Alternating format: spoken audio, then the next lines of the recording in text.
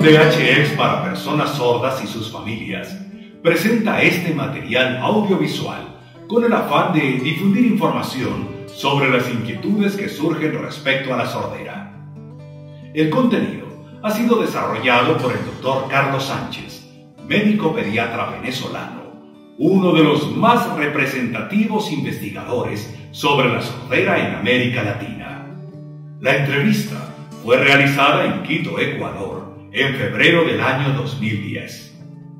Este video aborda la realidad del resultado del implante coclear, señala los riesgos, alcances y condiciones ideales para realizarlo, así como también indica ciertas necesidades que prevalecen en el niño sordo, como el desarrollo de un lenguaje pleno. La comunidad sorda se presenta como un elemento esencial para el desarrollo de toda persona sorda, incluso la implantada. La primera experiencia de estimulación eléctrica del oído la llevó a cabo Volta a finales del siglo XVIII. Conectó varias pilas a su conducto auditivo externo, obteniendo cierta percepción de sonido. Los primeros implantes cocleares datan de los años 60 en Estados Unidos. En 1997 ya se habían efectuado más de 16.000 implantes cocleares en todo el mundo, habiéndose demostrado la eficacia y seguridad de la técnica. Los sujetos implantados son capaces de oír sonidos, pero son sonidos diferentes a los que escuchamos los oyentes.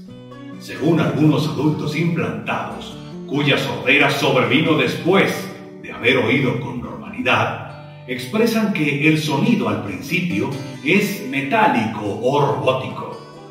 Estas personas deben acostumbrarse a oír y a interpretar los nuevos sonidos. Y en el caso de los sujetos que anteriormente no oían, ellos habrán de aprender a oír y aprender a interpretar las nuevas percepciones sonoras. Entonces, ¿cuál es el alcance del implante coclear, según el doctor Carlos Sánchez? Hasta hace pocos años, era impensable lograr algo que todo el mundo hubiera querido, cuando pensaba que la única forma de que un sordo pudiese superar su deficiencia auditiva era mejorar su capacidad de oír, para que pudiera hablar, porque era de sentido común, se aprende a hablar a partir del oído. Era impensable porque todos los esfuerzos que se habían hecho fueron inútiles: estimular el oído, poner amplificadores, audífonos, y muy difícilmente se podía pensar en que un sordo pudiera oír. Un sordo no ensordecido por una causa circunstancial, sino un sordo que tenía definitivamente afectada su capacidad de recibir estímulo auditivo. ¿Qué es un implante coclear? Es una prótesis, es decir, es una cápsula, un aditamento tecnológico, electrónico, que permite que, superando la barrera de un órgano que se llama cóclea, que está en el cerebro, en el oído, interno, los estímulos del sonido pasaran al cerebro. Y eso se logró a partir de ese implante coclear, un implante que reemplaza la cóclea del oído. La cóclea recibe los estímulos sonoros del ambiente y los transforma en estímulos nerviosos que llegan al cerebro, y así se percibe el sonido. En un inicio, el implante coclear presentaba algunos riesgos quirúrgicos y tenía limitados alcances, como explica el doctor Carlos Sánchez. Hace 10 años que se inició esto, despertó mucha expectativa, pero lamentablemente los resultados eran muy poco halagadores. Primero porque los sonidos que se oían eran muy pocos. Se oían sonidos, más bien ruidos, poco discriminados, y los riesgos quirúrgicos eran enormes. A veces había infecciones después de la operación, a veces lesiones involuntarias, a veces afectaciones de otras funciones que no se esperaba que sufriesen, de manera que se creó una especie de desconfianza, de rechazo al implante coclear. Con razón. Ahora, los resultados también eran tremendamente pobres.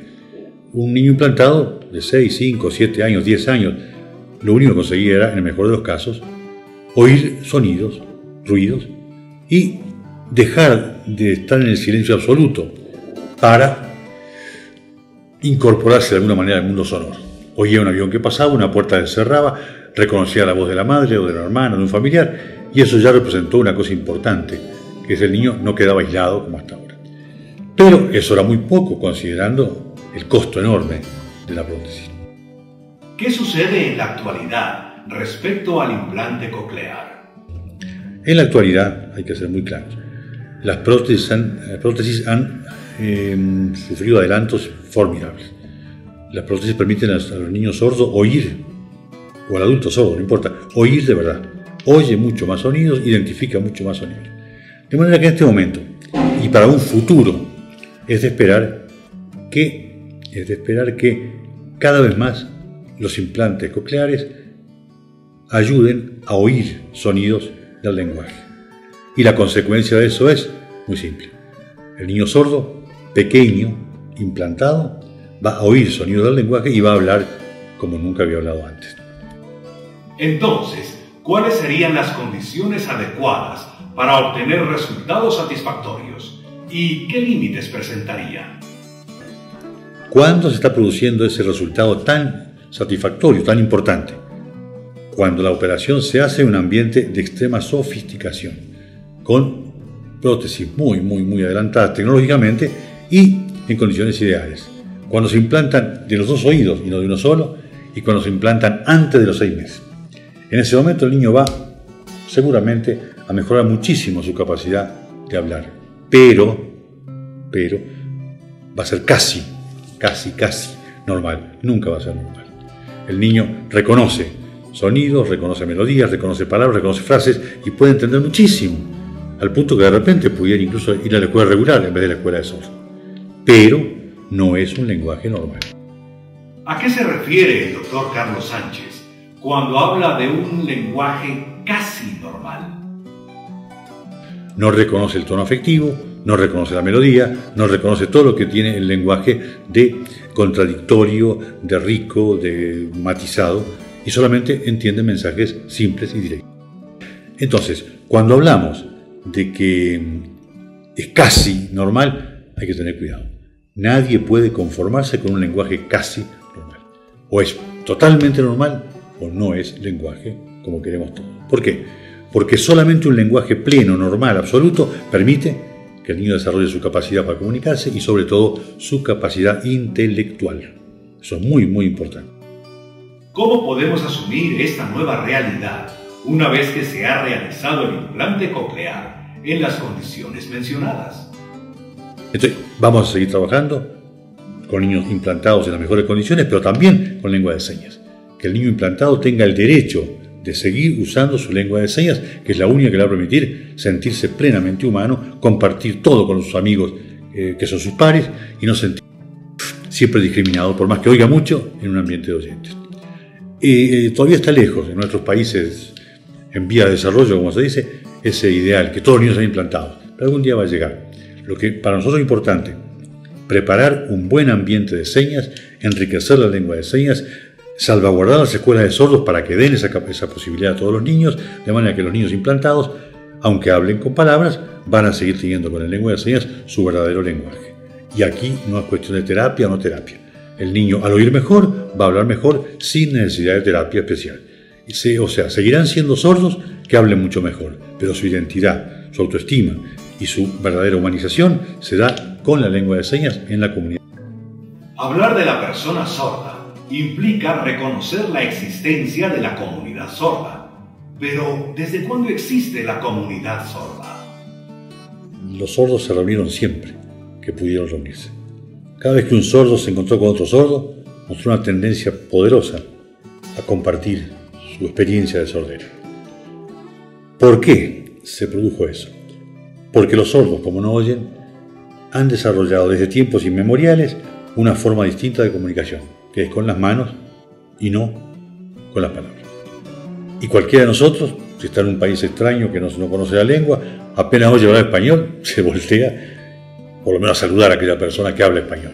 La lengua es un elemento fundamental de comunicación, de sentirse humano, vivo, presente en algún lugar. Si no entendemos la lengua que nos rodea, es terrible. Los griegos tenían como castigo, cuando alguien era expulsado de la sociedad, extrañarlo, mandarlo a otro pueblo donde no se hablaba el idioma.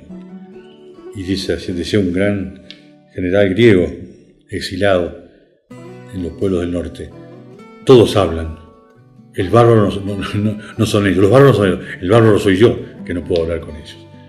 El sentido de no ser humano, cuando uno no puede comunicarse. ¿Cuál es el mayor aporte de la comunidad sorda a la persona sorda? Entonces, las comunidades sordas primero dan eso, dan la posibilidad de que todo sordo pueda hablar sin ninguna limitación, sin cortapisas, sin estar pensando en qué puede decir o cómo puede decirlo, y sin ninguna dificultad para entender lo que se le dice. Eso es el fundamento de la comunidad de los sordos: compartir la experiencia única e intransferible de ser sordo, de no oír, y de hablar una lengua en común, por ejemplo. Pero eso no es suficiente, porque los sordos, al reunirse en comunidades, conservaron a lo largo de la historia esa lengua, la enriquecieron, hasta llegar a momentos históricos del siglo XIX, en que la lengua de señas era tan rica y tan útil como la lengua hablada. Víctor Hugo, cuando asiste a una reunión de sordos en Francia, sale maravillado y dice: la sordera no está en el oído, está en el alma y en el cerebro. Y ninguno de estos es sordo, porque hablan de temas que cualquiera puede hablar y discutir. ¿La evolución de la lengua de señas siempre fue constante o qué sucedió? ¿Qué pasó? Durante los últimos 100 años, hasta 1980, a raíz de un malhadado congreso de educadores oyentes, se prohibió el uso de la lengua de señas. Entonces, las escuelas cerraron la posibilidad de que los niños usaran señas, y la comunidad de sordos se convirtió en el refugio de aquellos niños que no habían podido hablar con palabras, que eran fracasados, que eran torpes, faltos de voluntad, según se creía, para aprender a hablar, y seguían como relegados a una comunidad de segunda categoría. La comunidad de sordos pasó a ser el refugio de ciudadanos desahuciados, golpeados, injustamente, porque tenían toda la posibilidad de ser tan inteligentes y tan instruidos y cultos como cualquier otro. Según esto, ¿por qué es importante fortalecer a la comunidad sorda?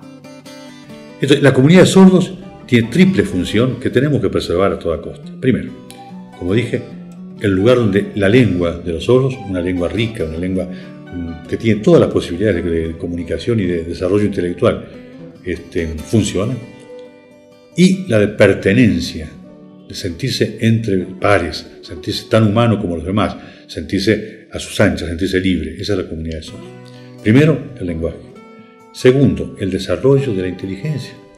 Nadie puede desarrollar la capacidad intelectual si no dispone de una lengua que le permita transmitir todo lo que quiera, entender todo lo que se le dice y, sobre todo, poner esa lengua al servicio de los conocimientos, del intelecto. Entonces, la comunidad de sordos es la verdadera guardiana de la lengua. Y cuidado, si durante 100 años fue perseguida, golpeada, prohibida, castigada la lengua de señas, se conservó gracias a la presencia de una comunidad de sordos en cualquier lugar del mundo.